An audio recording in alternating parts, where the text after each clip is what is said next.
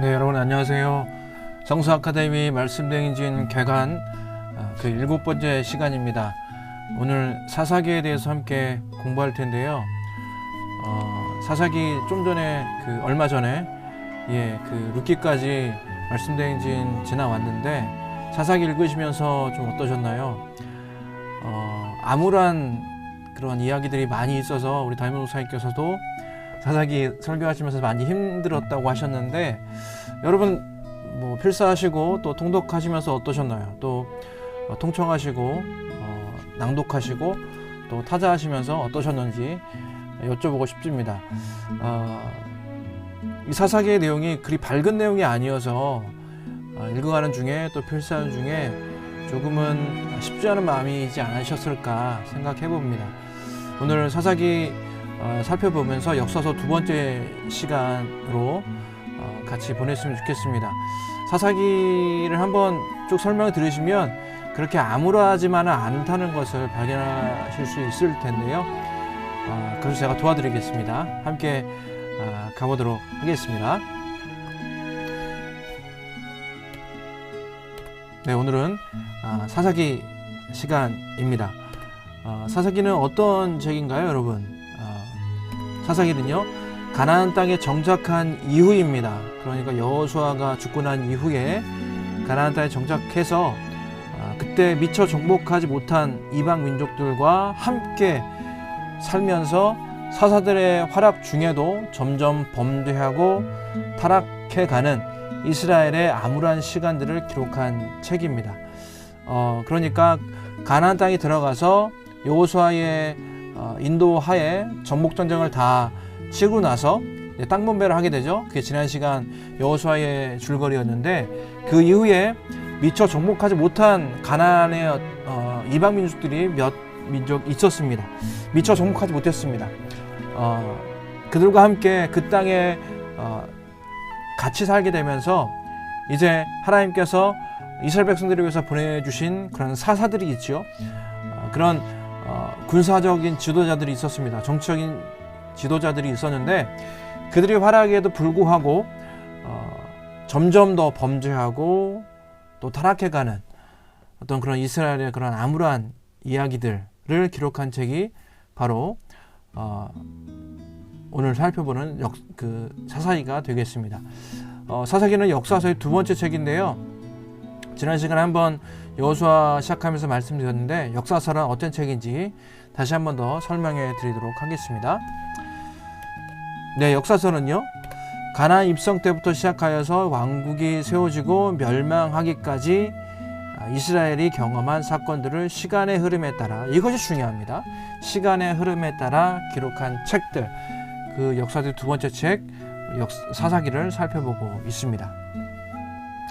한 가지 더 자세히 또 말씀드리고 싶은 것은요, 구약의 좀 흐름에 대해서 지난 시간에 잠시 설명드렸었는데 다시 한번 설명을 좀 드리고 싶습니다. 여러분, 구약의 맨 첫 책이 율법서였죠. 모세오경이라고도 불리우는 율법서였습니다. 이 율법서와 오늘 살펴보는 사사기가 속해 있는 역사서, 이 두 책은요, 구약 중에서도 하나님이 어떻게 그의 백성들을 구원하시는가에 대한 기록입니다. 그리고 예언서가 있습니다. 예언서는요, 하나님의 말씀을 담은 책들입니다.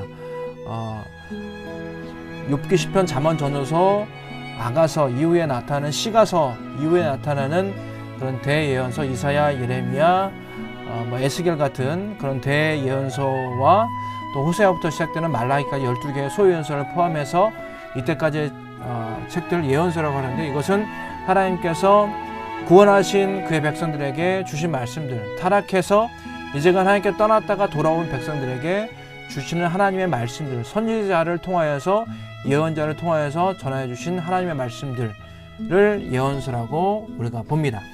그리고 아까 말씀드린 욥시, 잠언, 욥기, 시편, 잠언, 전도서, 아가서, 이 5개의 책은요, 하나님의 말씀에 대한 이스라엘 백성들의 응답, 그러니까 실제적으로 삶을 살아가면서 고통 중에 혹은 기쁨 중에, 감사 중에, 찬양하는 중에 하나님께 올려뒀던 인생의 회한을 말하기도 하고, 또 인생의 여러 가지 일들을 겪으면서 하나님께 올려드리는 그런 믿음의 고백들을 담은 것들이 시가서입니다. 이것이 이스라엘 백성들의 응답을 하고 말씀드릴 수가 있겠습니다.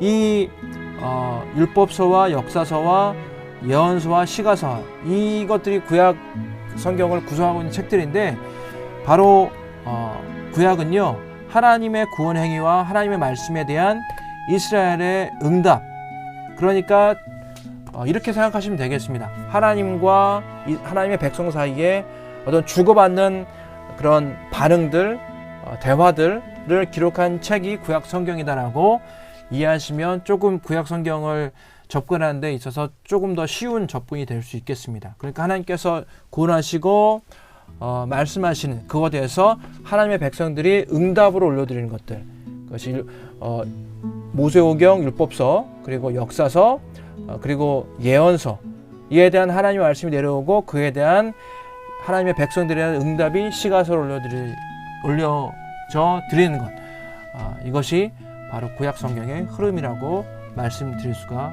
있겠습니다. 자, 시가서에 들어가기 전에 한 가지 좀 그림을 보여드리고 싶습니다. 여러분, 어떤 그림인 것 같나요? 어떤 아저씨인 것 같죠? 나이가 지긋하신 아저씨께서 손에 주름을 보아하니 나이가 지긋하신 아저씨의 어르신인 것 같습니다. 그런데 얼굴을 감싸안고 있습니다. 울고 있는 것일까요? 좀 어떤 상황인지 정확하게 알지는 못하겠지만, 그러나 뭔가 힘든 상황이고 암울한 느낌을 주는 그런 이미지라고 할 수 있겠습니다. 제가 이 사사기를 준비하면서 이 사사기를 바라보는 하나님의 심정 혹은 우리의 마음이지 않을까 하는 생각을 해보았습니다. 그러면서 이 이미지를 함께 보면서 이 사사기에 흐르는 그 정서가 바로 이 이미지 속에 어르신께서 품고 있는 그 마음이 아닐까 생각해 봅니다. 사사기 간략하게 설명 시작하고 또 구조에 대해서 설명드리고 또 그리고 메시지에 대해서 말씀드리도록 하겠습니다. 여러분, 사사기는요, 역사서의 두 번째 책입니다. 저자는 정확하게 알려지지 않습니다. 사무엘이라고 전해지기도 하는데 정확하지 않습니다. 확실하지가 않아요. 근거가 좀 빈약해서 저자는 미상이라고 알아두시는 게 더 좋을 것 같습니다. 책 이름은 히브리서로 쇼페팀 이라는 그런 단어를 번역한 한글어로 사사기라고 합니다. 그래서 이 쇼페팀은 재판관들, 통치자들, 구원자들이란 뜻을 가지고 있는 단어입니다. 이것을 번역해서 우리나라 말로 사사기라고 우리가 명명을 합니다.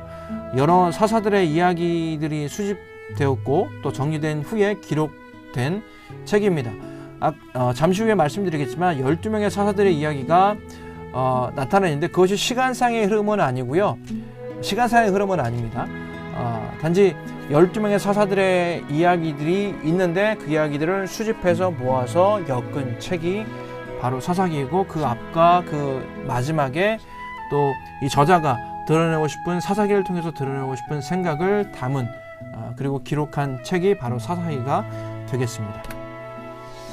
이 사사기의 그 배경은요, 여호수아가 이제 정복전쟁 이후에 이제 마지막 고별서기를 하고 죽지 않습니까? 그 이후에 이제 왕정국가가 생겨나기 전까지, 그러니까 BC 1300년 혹은 1250년, 이 시기는요, 출애굽 시기를 어느 시간으로 잡느냐에 따라서 좀 다른데 좀 차이가 좀 있습니다. 50년 혹은 100년 차이가 있는데 대충 그렇게 차이가 나는데 대략, 그래서 BC 1300년 혹은 1250년에서부터 사울이 등극한 해가 1050년이라고, BC 50년이라고 보거든요. 그때까지의 일들, 그러니까 약 200년에서 350년 사이의 일들을 기록하고 있습니다. 이 사사기는요, 불완전한 가나안 정착에서부터 이야기가 시작이 됩니다. 불완전하게 가나안에 정착했습니다. 정복해서 들어가긴 했는데 왜 불완전한 정착이냐? 이스라엘 백성들이 하나님의 인도하심 따라 들어갔지만 그것에 하나님이 명하시고 완전히 지난주에 말씀드렸잖아요. 헤렘 전쟁을 통해서 완전히 멸하라고 했던 그 가나안 족속들이 완전하게 완전하게 정리가 되지 않은 상태에서 이스라엘이 정착해서 들어가게 된 것입니다. 그래서 불완전한 정착이 되었고, 이것이 굉장히 큰 영향을 미쳐서 오늘 사사기의 배경이 되는 어떤 그러한 계기가 되는 것이죠. 잠시 후에 그런 설명해 드리도록 하겠고요. 그리고 7번 보시면 암울하고 혼란한 시기의 이스라엘에 대해서 기록하고 있는 책입니다. 불완전한 출발이 되었으니까 암울하고 혼란한 시기를 이제 이스라엘이 겪게 되는 것입니다. 계속되는 악순환이 있게 되고 또 혼합주의의 그런 암울함도 있게 됩니다. 이 혼합주의는 뭐냐면요, 여러분 쉽게 얘기해서 내가 하나님을 믿지만 하나님 아닌 이 세상의 사상도 내가 추구하는 어떤 그러한 생각이 되어 있는 거예요. 하나님을 믿지만 하나님을 따라가고 또 하나님을 섬기지만 그 마음 안에 하나님 아닌 생각도 들어차 있는 것입니다. 때로는 그래서 하나님 말씀보다는 세상에서 쉽게 여기되는 것들을 따라가기도 하고, 하나님을 사랑한다 하지만 세상에서 더 알아봐 주는 것들, 세상 사람들이 더 가치 있게 여기는 것들을 사랑하는 마음도 함께 가지고 있는 상태, 이것이 바로 혼합주의라고 말씀드릴 수가 있겠습니다. 이스라엘 백성들이 그 혼합주의에 빠져 있었고 계속되는 악순환의 고리에 빠져 있었습니다. 그 악순환의 모습은 구체적으로 어떠해야 되는지는 잠시 후에 제가 슬라이드를 보면서 말씀드리도록 하겠습니다. 자, 그리고 8번입니다. 부족한 이스라엘 사사들의 활약입니다. 하나님께서 이스라엘 백성들을 위해서 세우신 사사들 한 명 한 명 12명에 있는데요. 대부분 하나님 앞에서 부족한 모습으로 살아갑니다. 이들이 과연 하나님께서 세우신 사람일까 하는 의문이 생길 정도로 사사들이 하나님 앞에서 경건하지 못했고 하나님 앞에서 신실하지 못했습니다. 그들의 활약을 보면서 우리가 또 이 사사기를 통해 얻어낼 메시지가 또 있는데, 그건 이따 마지막 부분에 함께 살펴보도록 하겠습니다. 그리고 9번입니다. 왕정의 필요성을 제기하는 책이라고 말씀드리고 싶은데요. 무엇이냐면 이 사사기의 맨 마지막 절에 보시면 이들이 왕이 없었으므로 자기의 소견에 옳은 대로 행했다는 그런 마지막 결론으로 마무리가 되는데요. 이 이야기는 사무엘상 하를 거치면서 이 왕정국가가 생기게 되는데, 그 왕정국가의 필요성을 제기하는 그런 작가의 그런 그 사사기 저자의 의도가 담긴 표현인 것입니다. 그러니까 왕이 필요하다. 왕이 필요한데 그 왕이 필요한데 왜 하나님 왜 인간적인 왕이 필요하냐, 그 적실성과 그 필요성에 대해서 피력하고 있는 책이 바로 사사기라고 말씀드릴 수가 있겠습니다. 아까 초반에 말씀드렸는데 역사서가 시간의 흐름에 따라서 기록되었다고 했지 않습니까? 여호수아서를 통해서 가나안 땅에 들어갔고 또 이제 정복전쟁을 했고 정복전쟁 이후에 땅을 분배했고 그렇게 살아가는 민족 중에서 나타나고 있는 문제점들이 있는데, 그 문제점들을 해결하고자 왕정 국가가 시작되었다는 어떤 당위성과 필요성에 대해서 설명하는 책이라고 말씀드릴 수 있다는 얘기입니다. 사사기에서는 그것을 얘기하고 있습니다. 물론 민족의 암울함과 어떤 타락한 어떤 그 이스라엘 동족 백성들의 모습을 보면서 안타까움 또한 가슴 아픈 하나님의 심정이 들어가 있지만, 실제적으로 그러하기 때문에 왕정 국가가 필요하고 그렇게 흐름상 그렇게 되고 있다라는 것을 사사기에서 드러내주고 있다라는 말씀입니다. 잠깐 좀 불완전한 정복과 정착에 대해서 말씀의 구조를 좀 찾아보도록 하겠습니다. 연관되는 말씀 구조를 찾아보도록 하겠습니다. 사사기 2장 10절에서 13절인데요. 그 세대 사람도 다 그 조상들에게로 돌아갔고, 이제 여호수아가 죽고 난 이후에 함께 정복전쟁 했던 사람도 다 조상들에게 죽어서 돌아갔다는 얘기입니다. 그 후에 일어난 다른 세대는 이제 완전히 다른 세대인 것이에요. 가나안 정복전쟁 출애굽 2세대도 아니고 그 다음 세대, 다음 세대가 된 것입니다. 그 후에 일어난 다른 세대는 여호와를 알지 못하며 여호와께서 이스라엘을 위하여 행하신 일도 알지 못하였더라. 11절입니다. 이스라엘 자손이 여호와의 목전에 악을 행하여 바알들을 섬기며 애굽 땅에서 그들을 인도하여 내신 그들의 조상들의 하나님 여호와를 버리고 다른 신들 곧 그들의 주위에 있는 백성의 신들을 따라 그들에게 절하여 여호와를 진노하시게 하였으되 곧 그들이 여호와를 버리고 바알과 아스타롯을 섬겼으므로 이렇게 되어 있습니다. 이 다음 세대들이 다른 세대가 되었고 하나님을 섬기지 않은 다른 세대가 되었고 여호와 하나님을 섬기는 것이 아니라 이제는 다른 신들을 섬기게 된 그런 아므람의 시초가 지금 기록되어 있는 것입니다. 그리고 사사기 3장 4절인데요. 그때 완전하게 불완전한 정착을 했다고 말씀드렸지 않습니까? 그렇게 남겨두신 이방 민족들로 이스라엘을 시험하사 여호와께서 모세를 통하여 그들의 조상들에게 이르신 명령들을 순종하는지 알고자 하셨더라. 자, 3장 4절에 보시면요. 남겨두신 이 이방 민족들, 가나안 족속들을 얘기하는 것이죠. 가나안 족속들로 이스라엘을 시험하사 그들이 하나님을 잘 섬기는지 하나님 말씀을 잘 순종해서 따라오는지를 시험한다고 말씀드리고 있는데요. 이것은 표현을 시험한다고 말씀드리지만 구체적으로 이 의미를 살펴본다면 이것은 하나님께서 그의 대적들, 이방 민족들이죠. 이방 민족들과 함께 살면서 그들이 현재 하나님 앞에 있는 상태를 점검해 보라는 그 의미로 그 이방 민족들을 주변에 두신 것입니다.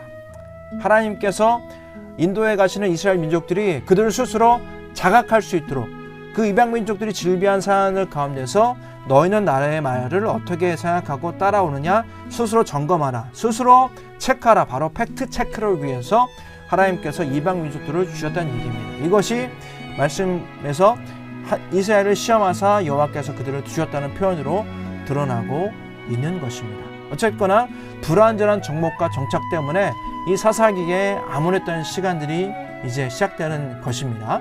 자, 이번에는 아까 계속되는 악순환이라고 말씀을 드렸는데요. 이것은 담임목사님께서 이제 사사기 말씀 전하시면서 여러 번 또 말씀해 주셨던 사항인데 좀 도표를 보면서 좀 시각적으로 어떠한 모습들이 그렇게 악순환이 되었는지 좀 살펴보도록 하겠습니다. 자, 계속되는 악순환입니다. 어떤 악순환이냐? 자, 이스라엘 백성들이 하나님 말씀에 순종하지 않고 이방신들을 섬기며 타락했습니다. 범죄하였습니다.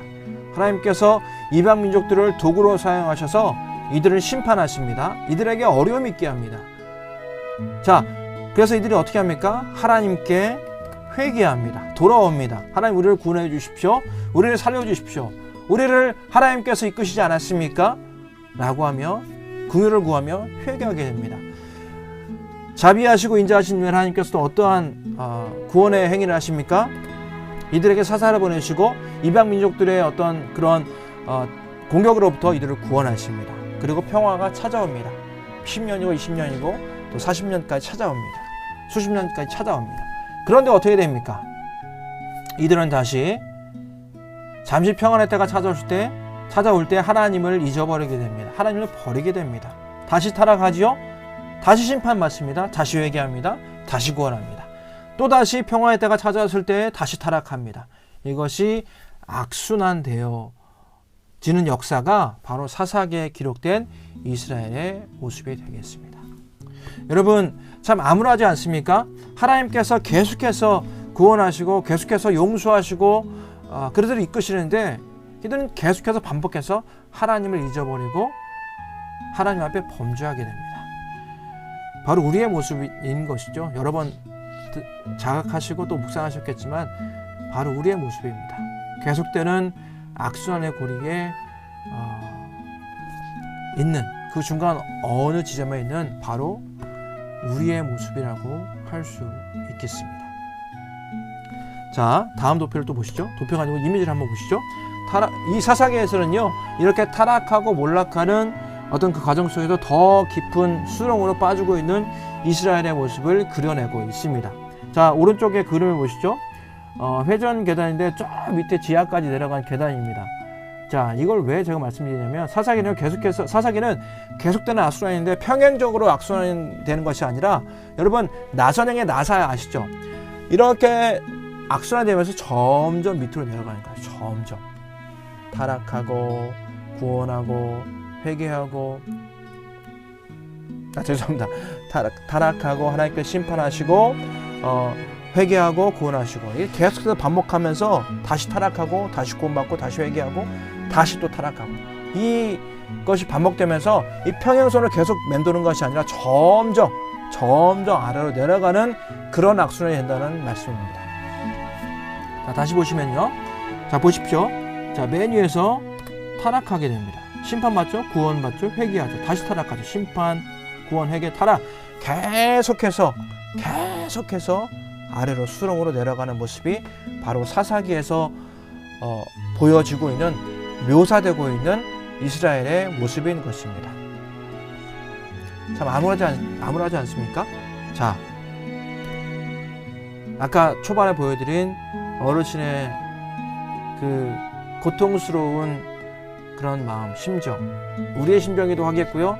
하나님이 이스라엘을 바라보시면서 품고 계신 그런 안타까움, 그런 아픔이 아닐까 생각해 봅니다. 자, 이제 사사기의 대략적인 설명을 드렸고요. 사사기의 구조에 대해서 설명을 드리겠습니다.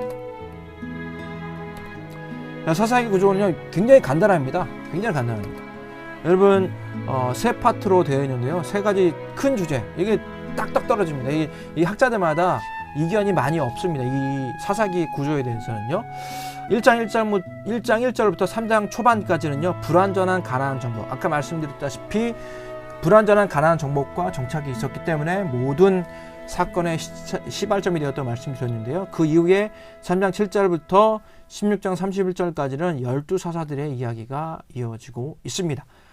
그 이후에 이스라엘의 계속되는 암울함이 기록되어 있습니다. 그것이 10장 1절부터 21장 25절까지 마지막 절까지 계속되고 있는데요. 여러분, 첫 번째 부분과 세 번째 부분은요, 불완전한 가나안 정복과 이스라엘의 계속되는 암울함은 시간적인 흐름이 아닙니다. 아까 말씀드렸다시피 사사기의 기록들은요, 1장부터 21장까지 시간의 순서대로 기록된 것은 아닙니다. 오해하지 마십시오. 여러분, 그 구약 역사서는 여호수아서부터 시작해서 사사기, 룻기, 사무엘상하, 열왕기사, 역대상하 다 시간의 흐름상으로 진행되는 것은 맞는데, 이 사사기 안에서 사사기의 이야기와 또 후반부의 이야기는 시간적인 배열은 아닙니다.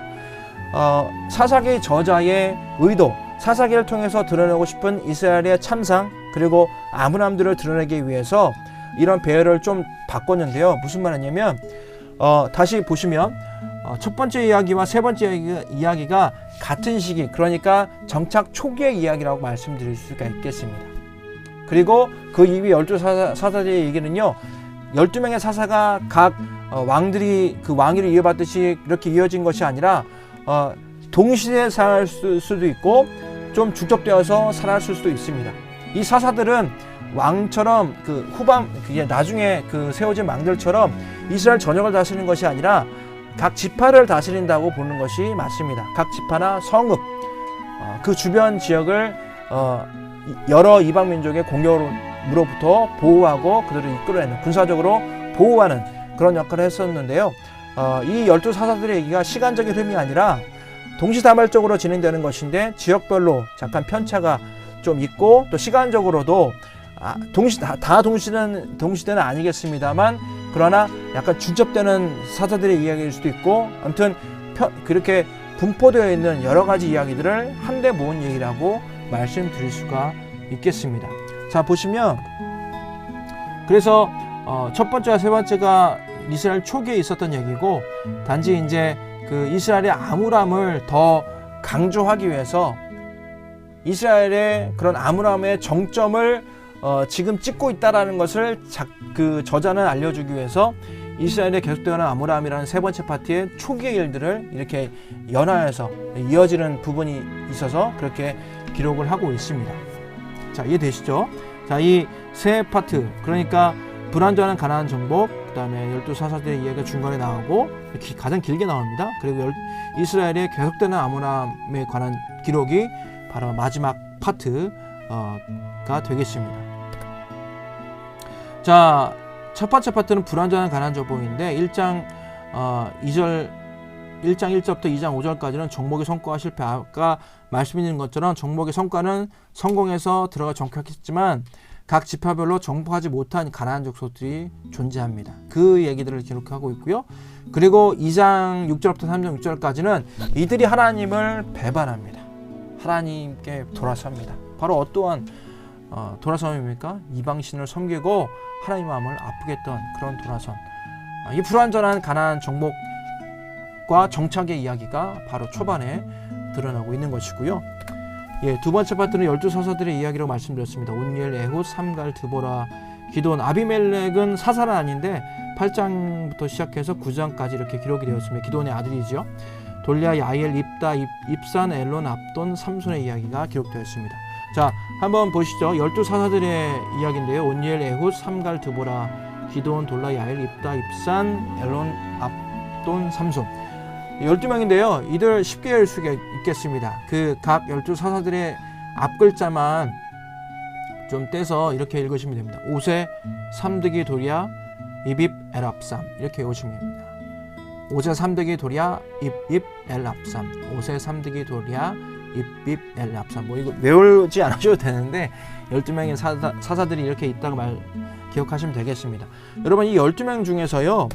그 온니엘, 에훗, 드보라, 기드온, 입다, 삼손을요 대사사라고 분류를 합니다. 그 분류의 기준은 오른쪽에 보시면 노란 박스가 있는데 삼갈이나 돌랴, 야일, 입산, 엘론, 압도는요 굉장히 짧은 구절, 한 절 혹은 두 절로 그들의 이적이 기록되어 있어요. 이들이 어떤 일이 있는지 정확하게 파악할 수는 없습니다. 근데 그 사람들은 소사사라고 분류를 하고요.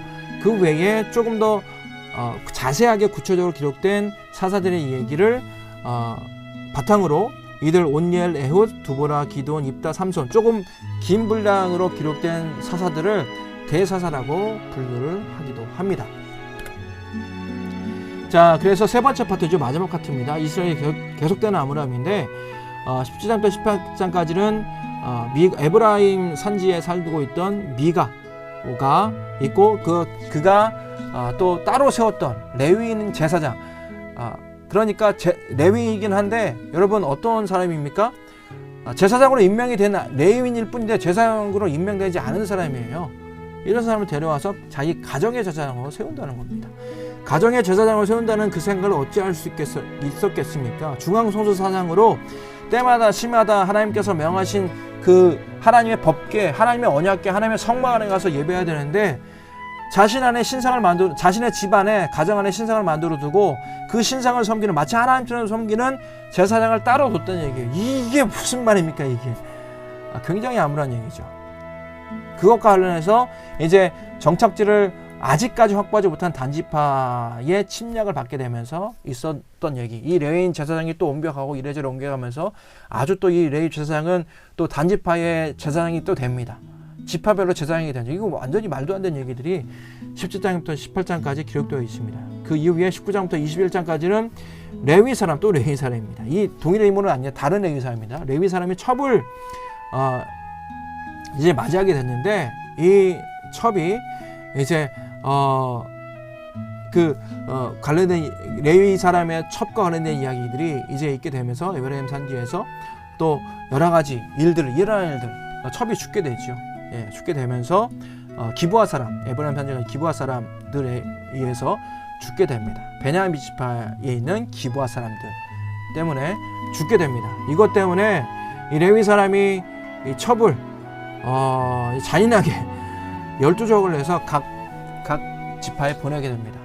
베냐민 지파 사람들이 내 아내를, 나의 사랑하는 이 사람을 이렇게 죽였다 하면서 각 지파에 보내야죠. 각 지파에도 분노하게 되죠. 그래서 베냐민과 다른 지파들과의 전투가 이루어지게 되면 내란이 벌어지게 되는 것입니다. 이게 웬일입니까? 일단 첩을 두었다는 것도 조금 암울한 얘기인데 그 첩을 죽이게 된 상황, 또 그 이후에 내란이 벌어진 상황, 그 이후에 그 베냐민 지파를 벌하였고, 벌한 다음에 베냐민 지파의 어떤 종족 보존을 위해서 다른 종족의 사람들을, 다른 지파의 사람들을, 다른 여자들을 이렇게 종족 보존을 위해서 또 이렇게 허락해 주는 사항이 굉장히 상식적으로 이해가 되지 않는, 굉장히 자기 소견에 오른 대로 행하고 있는 이스라엘의 각 지파의 사람들, 이스라엘 민족들의 얘기를 우리는 굉장히 암울한 가운데 접할 수가 있는 것입니다. 자, 그래서 이렇게 세 파트가 되는데요. 여러분 잠깐 살펴보시면 사사기 21장 25절 맨 밑에 보시죠. 그때 이스라엘이 왕이 없으므로 사람이 각각 그 소견에 오른 대로 행하였더라. 이렇게 나와 있는데요. 사사기 17장 6절, 18장 1절, 19장 1절, 21장 25절에도 유사한 표현이 나와 있습니다. 그때는 이스라엘에 왕이 없었으므로.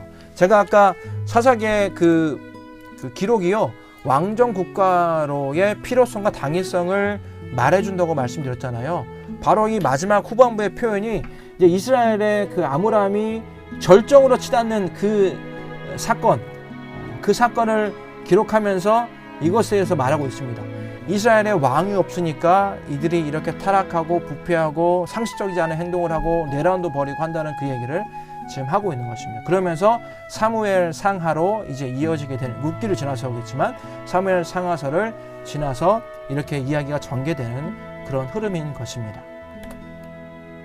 자, 그래서 이 사사기에서 우리에게 던져주는 메시지들에 대해서 이제 살펴보도록 하겠습니다. 자, 어떤 메시지냐면 첫 번째는요, 곳곳에서 발견되는 하나님 말씀의 분주에 대해서 우리가 좀 볼 수가 있겠습니다. 두 번째는 보이지 않는 땅을 빼앗긴 이스라엘, 정착해서 들어갔지만 보이지 않는 땅을 빼앗긴 이스라엘에 대해서 우리가 함께 좀 살펴볼 수 있겠고요. 세 번째는 형편없는 사사들에 대해서 우리가 생각해 볼 수 있겠습니다. 또 사사기의 주인공은 하나님이라는 사실을 우리가 발견할 수 있겠고요. 다섯 번째로 절망과 혼돈 중에 발견하는 희망에 대한 소식을 우리는 들을 수가 있겠습니다. 자, 하나씩 살펴보면서 어떤 메시지가 있는지 좀 더 자세하게 들여다보도록 하겠습니다. 자, 첫 번째, 곳곳에서 발견되는 말씀의 부재. 자, 하나님의 말씀이 필요한 죄악 현장에서 하나님의 말씀을 망각한 이스라엘. 여러분, 사사기에는요, 한순간도 하나님의 말씀에 경청하고자, 하나님 말씀 귀 기울이자 하는 노력이 기록되어 있지 않습니다. 이스라엘 민족이 그랬습니다. 곳곳에서, 사사기 곳곳에서 하나님 말씀이 부재하는 상황을 우리는 맞이한다는 게 좀 그렇지만 직면할 수가 있겠습니다. 그런데 말씀의 부재, 이것은 무엇입니까? 말씀의 부재는요, 하나님 현재 여기 계심, 여기 함께 계심, 그것의 부재입니다. 하나님이 함께하고 계심의 부재인 것이에요. 이거보다 더 큰 절망은 없지 않습니까? 말씀의 부재는 하나님이 현존의 부재라는 것이에요. 이것이 사사기가 우리에게 전해준 첫 번째 메시지입니다. 말씀의 부재는 하나님 현존의 부재다. 여러분, 누구나 죄악 현장 가운데 있을 수 있습니다. 물론 죄악으로까지 가기 전까지 우리가 그것을 막을 수 있는 내 개인의 안전장치가 또 있어야겠고, 그렇게 되지 않을 노력도 있어야 되겠지요. 그런데 그 현장 가운데 갈 때 할지라도 돌아올 수 있는 하나님 말씀과 가까이 가더라도 돌아오게 하는 그런 어떤 안전장치, 말씀의 안전장치가 우리 안에 있어야 됩니다. 그런데 이 말씀이 없다? 하나님 현존이 없다는 것과 같습니다. 말씀을 통해서 거하시는 하나님의 임재가 없다는 것이에요. 하나님이 함께 하심이 없다는 얘기입니다. 말씀의 부재가 바로 그러한 것이에요. 여러분, 굉장히 절망적인 상황입니다. 말씀의 부재는 하나님이 함께 하심이 없다는 것의 표현인 것입니다. 사사기에서 발견되는 첫 번째 메시지라고 말씀드리겠습니다. 두 번째, 보이지 않는 땅을 빼앗긴 이스라엘. 여러분, 이스라엘은요, 보이는 땅 가나안을 정복해서 정착했습니다. 그런데 보이지 않는 땅이 있었어요. 뭐냐? 하나님을 경외하는 마음의 자리. 그것을 빼앗긴 이스라엘입니다. 이것도 정말 절망적이지 않겠습니까? 보이는 땅을 정복했는데 보이지 않는 땅을 빼앗겨 버렸어요. 하나님을 경외하는 그 마음의 자리를 이방 민족의 신들, 그들의 이방인 신을 섬기며 그들에게 돌려보낸 그 마음들, 하나님께 드려야 되는데, 하나님께 경외하는 마음의 자리를 가지고 있어야 되는데 그 땅을 그들에게 빼앗겨 버렸어요. 정말 절망적이지 않습니까? 그리고 이것은요, 조상들의 반역을, 이전 세대 조상들이 출애굽하면서 얼마나 하나님께 반역했습니까? 불평 많이 했습니까? 얼마나 많이 했습니까? 그런데 하나님은 이들을 신실하게 이끄시고 약속대로 가나안 땅에 인도하셨습니다. 물론 다 들어오지 못했지만요. 어쨌거나 그들 이전 세대, 출애굽 1세대, 2세대, 3세대들을 통해서 그들이 반역했던 역사를 통해 배우지 못하고, 다만 이들은, 다음 세대들은 반역을 답습한 모습이 되었습니다. 하나님을 경외하는 자리, 보이지 않는 땅을 빼앗긴 이들의 참상이라고 말씀드릴 수 있겠습니다. 하나님 경외를 빼앗기는 것은요, 우리의 존재 이유를 빼앗기는 것과 같습니다. 여러분, 우리의 존재 이유가 무엇입니까? 하나님을 찬양하고 하나님을 경외하는 것입니다. 하나님의 뜻과 하나님의 계획 가운데 우리의 삶이 있는 것을 우리가 기억하면서 복음의 능력으로 이 생을 하나님의 나라를 이루며 살아가는 것이 우리의 존재 이유입니다. 이렇게 우리가 살아가면서 하나님을 경외하는 것, 그것이 제일 첫 번째 우리가 해야 될 의무이고 책임이 되는 것입니다. 그런데 그것이 없다? 우리의 존재 이유를 빼앗긴 것과 같습니다. 세상 것에 우리의 존재 이유를 빼앗긴 것과 같다고 할 수 있겠습니다. 하나님의 경외를 빼앗긴 것, 그것은 우리의 존재 이유를 빼앗긴 것과 같습니다, 여러분.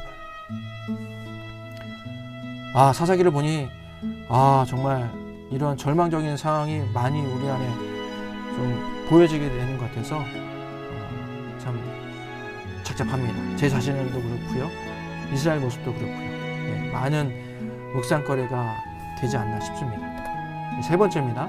형편없는 사사들. 여러분, 사사들 12명이 있는데 물론 사사들은 그들의 구체적인 행위가 들어오지 않아서 잘 모르겠지만 대사사 있잖아요.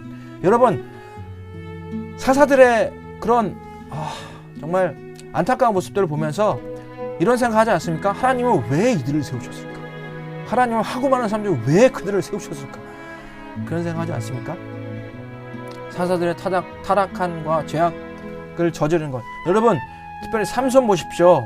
하나님을 경외하는 나시린으로 하나님께 드려진 사람인데 창녀와 놀아나고, 그것 때문에 하나님께서 베푸신 은혜 가운데 거하지 못하고 하나님 경외하지 않고 죽음에도 가까이 가지 말라고 했는데 죽음에 가까이 서스름 없이, 아무런 거리낌 없이 죽음에 가까이 다가고 결국엔 비참한 죽음을 당하지 않습니까? 물론 블레셋 민족으로부터 보호하게 되는 역설적인 어떤 은혜는 있었지만 어쨌거나 타락하고 죄악을 저지른 모습으로 점철된 그의 인생이 아닙니까? 하나님 왜 그런 이들을 하나님 사사를 세우셨을까?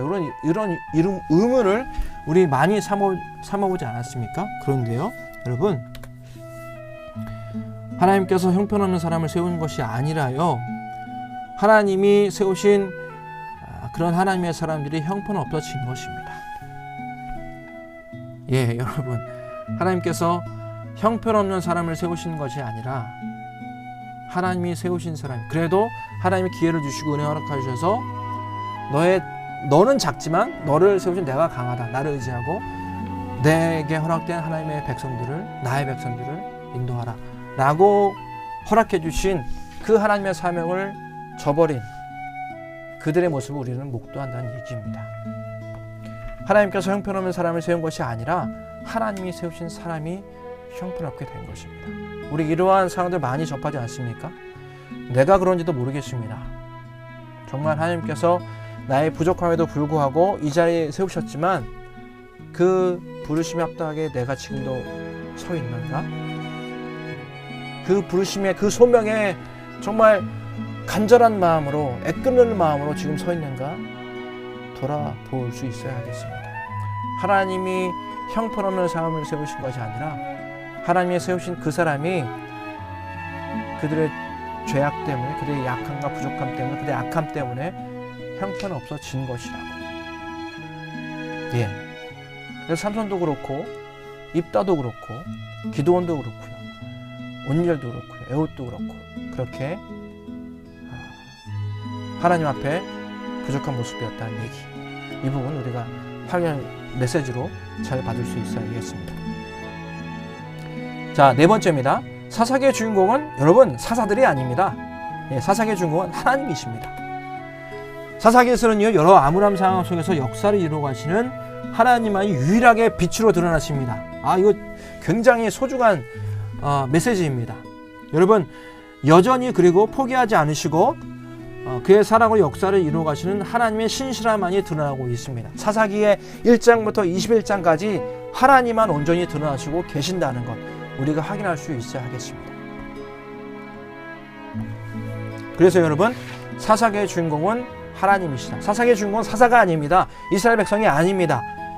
이스라엘 백성들과 사사들을 통하여서 그들을 이끄시는 바로 우리 하나님이 사사기의 주인공인 것을 우리가 확인할 수 있어야 하겠습니다.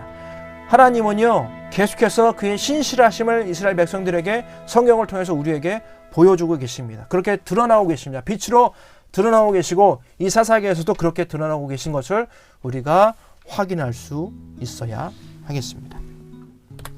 마지막 5번째 메시지입니다. 절망과 혼돈 중에 발견하는 희망입니다. 여러분, 사사기를 보면서 굉장히 암울하지 않습니까? 그런데 암울함으로 끝나지 않습니다. 반복되는 악수는 아까 보여준 도표 있죠? 계속되는 절망과 혼돈, 계속해서 그 나선형 나사처럼 계속해서 밑으로 저 밑으로 죄악의 그 밑바닥까지 흘러가는데요. 여러분, 사사기의 메시지는 그런 절망적, 인간의 절망이 아니라 하나님께서 계속해서 그의 신실함 가운데서 이들을 이끄시는 희망의 소식이라고 할 수가 있겠습니다. 사사기의 메시지는 인간의 절망이 아니라, 물론 사사기를 통해서 우리에게 보여지는 이스라엘 백성들의 절망적 모습이 질비하지만 많지만, 여러분, 그것이 끝이 아니에요. 그 가운데 그들을 이끄시는 하나님의 희망이 사사기를 통해서 우리에게 전해주고 있다는 얘기입니다. 놀랍지 않습니까? 이것이 바로 사사기의 메시지입니다. 다시 한번 정리해드리도록 하겠습니다. 사사기의 메시지 첫 번째는 말씀의 부재는 하나님 현존의 부재이다. 두 번째는요, 하나님 경외를 빼앗기는 것은요, 우리 존재의 이유를 빼앗기는 것이다. 세 번째, 하나님께서 형편없는 사람을 세운 것이 아니라 하나님이 세우신 사람이 형편없어진 것이다. 그들의 약함과 부족함과 악함 때문에. 네 번째, 사사기의 주인공은 누구다? 하나님이시다. 사사기의 메시지는 인간의 절망이 아닌 하나님의 희망이다. 여러분, 사사기의 메시지는 죄송합니다. 제가 빠르게 화면을 보지 않고 제가 카메라만 보고 있어가지고 죄송합니다. 모니터를 보지 못했는데요. 다시 한번 말씀드려요. 사사기의 메시지는 하나님의 말씀의 부재는 무엇의 부재다? 하나님이 현존의 부재다. 하나님 경외를 빼앗기는 것은 우리의 존재 이유, 우리의 존재 이유는 하나님 경외하는 것이니까요. 존재 이유를 빼앗기는 것과 같다. 3번, 하나님께서 형편없는 사람을 세운 것이 아니라 하나님이 세우신 사람이 형편없어지는 것이다. 사사기의 주인공은 하나님이시고 사사기의 메시지는 인간의 절망이 아닌 하나님의 희망이다. 이거 굉장히 중요합니다. 여러분, 사사기는요, 희망의 소식을 담고 있습니다. 절망적인 그런 기록들이 많지만 결과적으로 그 절망적인 상황 가운데서 우리에게 희망을 품게 하시는 하나님의 마음이 담긴 사사기라고 말씀드리고 싶습니다. 자, 이제 사사기는 뭐뭐다? 네모다. 함께 보도록 하겠습니다. 여러분, 사사기는 뭐라고 생각하십니까? 오늘 메시지에 그 힌트가 있습니다. 사사기는 뭘까요? 저는 이렇게 정리해 보도록 하겠습니다. 사사기의 주제는 혼돈 속 희망이다. 왜 혼돈 속 희망이냐? 여러분, 희망이다라고 앞에 신명기에서 제가 말씀드렸어요. 그래서 신명기의 희망과 사사기 희망은 조금 다르다 싶어서 혼돈 속 희망이다라고 제가 만들어 봤습니다. 그래서 지금까지 주제를 좀 살펴보도록 하겠습니다. 창세기는 뭡니까? 시작이고요. 출애굽기는 구원이고요. 레위기는 뭡니까? 한번 맞춰보십시오. 레위기는 거룩한 삶이다. 기억나십니까? 기억하십니까? 그리고 민수기는 희망이고, 민수기가 희망이네요. 죄송합니다. 제가 아까 신명기로 말씀드렸는데 민수기가 희망이고, 신명기는 갱신이다. 그리고 여호수아는 정착이다. 그리고 마지막 오늘 사사기는 혼돈 속 희망이다 라고 말씀드릴 수 있겠습니다. 자, 여러분, 오늘 이렇게 사사기 살펴보았는데 어떤가요? 절망이 가득한 건 아니지요. 사사기를 통해서 우리는 희망을 발견할 수 있습니다. 유일하게 우리의 빛 대신 하나님을 발견할 수 있겠고요. 하나님께서 우리에게 주신 우리 삶에 허락하신 혼돈 속 희망을 우리는 사사기를 통해서 발견할 수 있습니다. 여러분도 이 희망 사사기를 통해서 다시 한번 발견하시기를 축복합니다. 여러분 룻기는요 다음 주가 되기 전에 제가 내일 좀 바로 올려드리도록 하겠습니다. 바로 업로드 해드릴 테니까 바로 보시고 다음 주에는 사무엘상하를 보도록 하겠습니다. 함께 해주셔서 감사드리고요. 예, 우리 다음 시간에 또 뵙도록 하겠습니다. 우리 다음 영상에서는 룻기를 살펴보고 다음 주 이 시간에는 사무엘상하를 함께 살펴보도록 하겠습니다. 여러분 감사합니다.